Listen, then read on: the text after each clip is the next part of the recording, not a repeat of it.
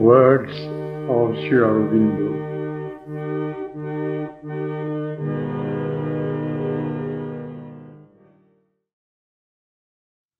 The two consciousnesses.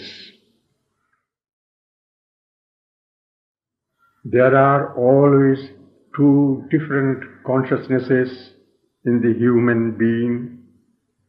One outward, in which he ordinarily lives, the other inward and concealed, of which he knows nothing. When one does sadhana, the inner consciousness begins to open and one is able to go inside and have all kinds of experiences there. As the sadhana progresses, one begins to live more and more in this inner being, and the outer being becomes more and more superficial. At first, the inner consciousness seems to be the dream and the outer the waking reality.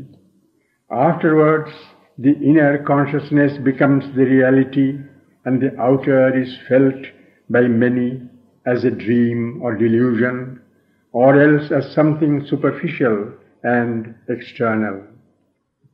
The inner consciousness begins to be a place of deep peace, light, happiness, love, closeness to the divine, or the presence of the divine, the Mother. One is then aware of two consciousnesses, the inner one and the outer, which has to be changed into its counterpart and instrument. That also must become full of peace, light, union with the divine. At present you are moving between the two, and in this period all the feelings you have are quite natural. You must not be at all anxious about that, but wait for the full development of the inner consciousness in which you will be able to live.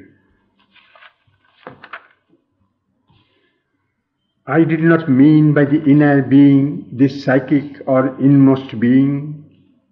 It is the psychic being that feels love, bhakti and union with the Mother. I was speaking of the inner mental, inner vital, inner physical. In order to reach the hidden seat of the psychic, one has first to pass through these things. When one leaves the outer consciousness and goes inside, it is here that one enters. Some or most entering into the inner vital first, others into the inner mental or inner physical. The emotional vital is the most direct road, for the seat of the psychic is just behind the emotional in the heart center. It is absolutely necessary for our purpose that one should become conscious in these inner regions, for if they are not awake, then the psychic being has no proper and sufficient instrumentation for its activities. It has then only the outer mind, outer vital and body for its means, and these are too small and narrow and obscure.